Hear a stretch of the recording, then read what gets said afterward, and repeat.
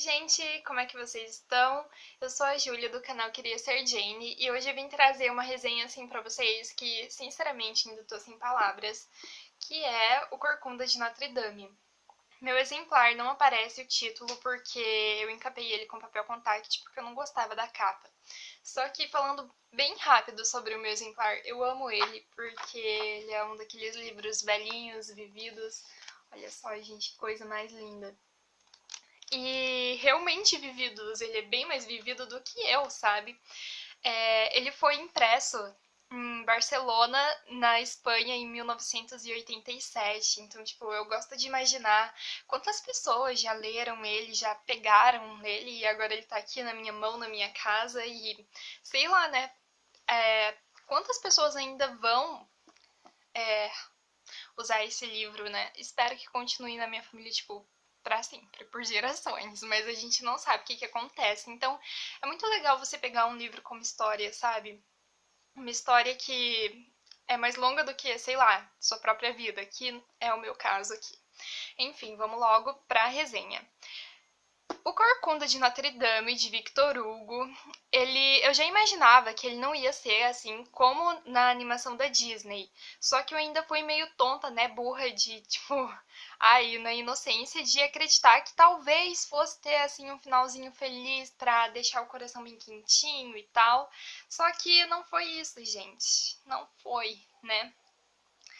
A parte sem spoiler aqui pra vocês, que, sei lá, talvez eu tenha entendido errado, mas talvez se eu entendi certo, eu acho que a mensagem que o Victor Hugo ele pretende com esse livro sabe, falar para a humanidade uma verdade dura, que nem sempre as pessoas mais bonitas carregam os corações mais honestos, mais bondosos, e que às vezes uma pessoa que tem uma aparência que não é agradável aos nossos olhos, ou que a gente não gosta tanto, tem preconceito e essas coisas, essa pessoa tem um coração muito mais bondoso, muito mais íntegro. Então eu acho que seria isso. O Victor Hugo ele também me deixou bem desiludida com este livro, com essa história, porque assim, gente, ele me faz pensar basicamente que as pessoas de coração bondoso são as pessoas que mais sofrem nesse mundo e que são as pisoteadas, espizinhadas pelo resto da humanidade. O que é meio verdade, né? Só que a gente, nessa ideia romântica de que, ai, não é assim não, tomara, né, que não seja. Então, gente, agora a parte com spoiler, então eu já disse que é bem diferente da animação da Disney, então se você não quer acabar ganhando um spoiler, agora é hora de deixar o vídeo. Tudo bem. A minha leitura ela começou muito bem, porque o Victor Hugo ele retrata muito bem a Paris do século XV, sabe? Finalzinho ali de 1400. E ele mostra, tipo, toda a brutalidade, toda a violência, toda a criminalidade que existia e falta de saneamento básico e pelourinho e forca na praça, na frente da igreja e como que as pessoas eram muito corruptíveis e muito volúveis, muito impressionáveis também, sabe? Que eram supersticiosas, acreditavam muito em feitiçaria. Então, o que era diferente, o que era que elas não estavam acostumadas, isso era do diabo, era do, sabe? Então, havia esse preconceito muito forte. O Victor Hugo, ele não deixou isso de lado, ele trouxe isso aqui. E eu gostei bastante dessa parte. Enfim, como eu disse, estava sendo uma leitura muito interessante, divertida. E aí, quando a Esmeralda ela conhece, ela se encontra com o Capitão Febo, eu fiquei muito animada, né? Porque na animação da Disney, a Esmeralda casa com o Capitão Febo.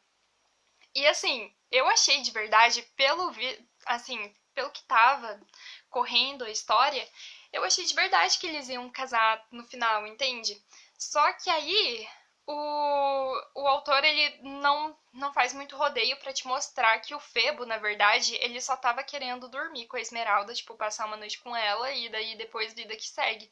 Só porque ela é muito linda e tal, só que, tipo, ela é uma cigana, mora na rua, é claro que ele não vai casar com ela, ele é capitão da guarda real e alto, lindo, atlético, com a sua armadura toda dourada e tal, então é bem triste, sabe? Mas por outro lado, você vê a Esmeralda muito iludida, sabe? E ela fica mentindo pra ela mesma, ela sabe, ela percebe em determinada parte do livro que o Febo, ele não dá a mínima nem pra vida dela, sabe? Pra sobrevivência básica dela. Tanto que tem uma parte do livro em que ele ajuda a caçar a Esmeralda pra enforcar ela. Por quê? Caçar a Esmeralda pra enforcar? Porque aí entra outro personagem, o arcediego Cláudio Frollo. Ele é padre em Notre Dame, gente, sim, padre. E ele tem, assim, um desejo doentio, obsessivo, sabe? Pela Esmeralda. E assim, gente, primeiro que ele é padre, segundo que ele é velho, feio, nojento e ele também, sabe? Ai, gente, ele é muito nojento. E aí ele fica nessa de que se a Esmeralda não pode ser dele, a Esmeralda não vai ser de ninguém. E ele até tenta sequestrar a Esmeralda, tenta também depois convencer ela a aceitar o amor dele e tal. Eu acho que essa é a única parte, assim, que condiz com a animação da Disney, né? Que é essa obsessão doentia do Frollo pela Esmeralda. E aí, como ela recusa ele, ele pega e decide que vai dar um jeito dela ser enforcada. E assim, gente, ai, esse homem me deixa muito brava, sabe? Porque ele se acha o santo maravilhoso, sem mácula nenhuma. Ele acha que não é culpa dele ele ter essa obsessão pela Esmeralda, que a culpa é da Esmeralda, a cigana feiticeira que, sei lá, jogou uma macumba nele pra ele, um homem de Deus, certo, honesto, ter esse desejo por ela. Só que não, né? A gente sabe que não. E tá, gente, como é que eu tô aqui falando de Corcunda de Notre Dame e não falo do Quasimodo? Falo de todo mundo menos do Quasimodo, caramba. Então, gente, o Quasimodo aqui, muito diferente da animação, ele é desprezado, maltratado, ele é tipo vítima de repulsa de todos. Na animação da Disney, a Esmeralda, ela é a única que é legalzinha com ele e tal, só que aqui a Esmeralda também tem repulsa pela aparência do Quasimodo. E o coitadinho, tipo, ele se apaixona por ela e ele sabe dessa repulsa que ela tem só por causa da aparência dele e ele fica vendo a Esmeralda, tipo, correr atrás do Febo. Ai, gente, é muito triste. Assim, o final, eu ainda não esperei o final. Eu terminei a leitura no domingo, era pra mim ter gravado esse vídeo no domingo, e eu tentei gravar domingo, ontem eu tentei gravar várias vezes, e assim, não dava certo, porque eu não tava conseguindo absorver, assim, sabe, lidar com o final. Realmente a Disney me enganou, sabe? Porque o final, gente, primeiro que no penúltimo capítulo tem a Esmeralda sendo enforcada. Tipo, eu já tinha aceitado que ela e o Febo, eles não iriam se casar, não iriam ter o final feliz, não iriam ficar junto, porque o Febo é um lixo tóxico. Ai, que nojo. E só que, tipo, ela morre. O arcedigo Cláudio Frollo, ele consegue fazer com que a Esmeralda seja enforcada. E o que me dá mais raiva, assim, é que a Esmeralda ela já tinha percebido que o Febo não dava a mínima pra ela, e aí ela morre justamente porque ela tá lá escondidinha, ela ia escapar, e ela ouve a voz dele e fala, ai, Febo, Febo, meu amor, me ajude, tipo, o Febo tá nem aí, se ferra, garota, entende? E aí ela é enforcada. Assim, a única parte, assim, que eu me senti vingada foi logo depois do enforcamento da Esmeralda. O arcediego Frollo ele estava observando tudo dos andares mais altos da Catedral de Notre Dame, e perto dele estava o Quasimodo. E lembra, né, que o Quasimodo, ele tinha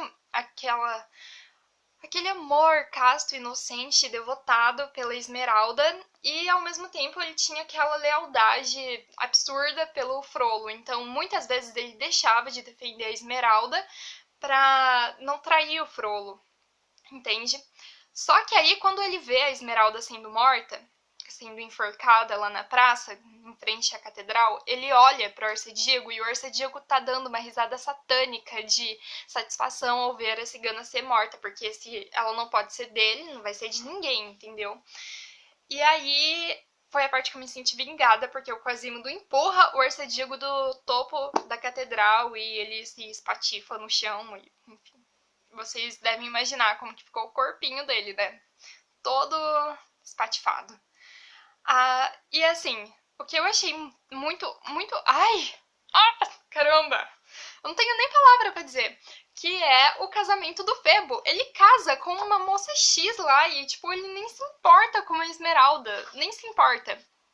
E aí, a parte mais triste... Nossa, sério, o Victor Hugo, ele já tinha quebrado meu coração. Com o último capítulo do livro, ele basicamente, sei lá, sambou em cima dos caquinhos. Porque, olha como que é pequeno. E olha só, o nome do último capítulo, Casamento de Quasimodo. E aí eu ficava achando, nossa, no começo do livro, né? Nossa, Quasimodo vai achar o par perfeito, vai achar o amor. Só que não, gente, o casamento dele é muito triste, é tipo uma metáfora, sabe? Porque aí ele segue os soldados que levam o corpo morto da Esmeralda depois do enforcamento até um cemitério de indigentes ali perto de Paris. Ele segue e aí ele vai lá e se suicida e é enterrado ao lado da mulher que ele sempre amou e que desprezava ele. Então, tipo, é muito triste mesmo. Não tem um final feliz, não tem uma mensagem de esperança, só tem, tipo, uma forte. Uma forte, tipo. Ai, crítica, né, pra nossa sociedade, pra gente, sabe? Porque é uma coisa assim que era no século XV, que era no século XIX, que é. O século XV é ambientada a história. O século XIX foi quando o autor escreveu esse livro. E hoje em dia, sabe, século XXI, a gente ainda pensa desse jeito muitas vezes. A gente, tipo, eu falo por mim mesma, que às vezes eu fico pensando, não, eu não penso assim, não penso. Só que daí, quando eu percebo, eu já tive, tipo, um pensamento voluntário, involuntário, com relação a, sei lá, uma pessoa que passou por mim na rua, qualquer coisa assim. Então, eu senti que foi um tapa na cara pra mim, ao mesmo tempo que eu senti que eu fui enganada pela Disney. Ai, gente. Só que assim, apesar de eu estar muito triste, eu tô falando aqui com bom humor, né? Mas apesar de eu ter ficado triste com as coisas que aconteceram nesse livro, a escrita do Victor Hugo é maravilhosa, tipo, não é nada arrastada, não ele explica bem, com detalhes, as coisas, tipo, os corredores da Catedral de Notre-Dame, as ruas e os becos de Paris. Só que não é aquela narrativa arrastada, chata, que você não aguenta mais ler aquele negócio. É tipo uma coisinha muito fluida, divertida.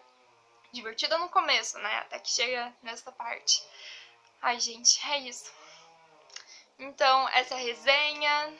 Ai, ficou longo esse vídeo. Então é isso, até semana que vem que eu vou trazer mais resenhas para vocês. Sempre, né? Um beijo!